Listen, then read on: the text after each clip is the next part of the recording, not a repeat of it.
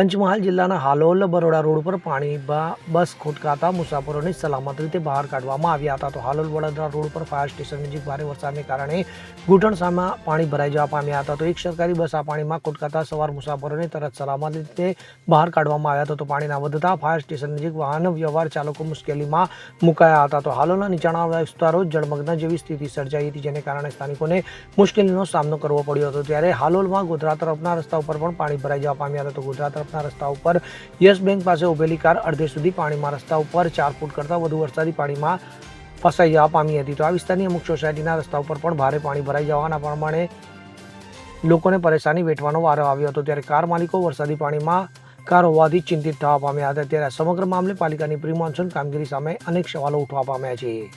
કિરણ ગોહિલ સાથે CN24 news, Panchmahal. હવે જુઓ દેશ દુનિયાની તમામ ખબરો તમારી આંગળીના ટેરવે. ઉઠાવો મોબાઈલ અને Google Play Store પરથી ડાઉનલોડ કરો અમારી CN24 ન્યૂઝ મોબાઈલ એપ.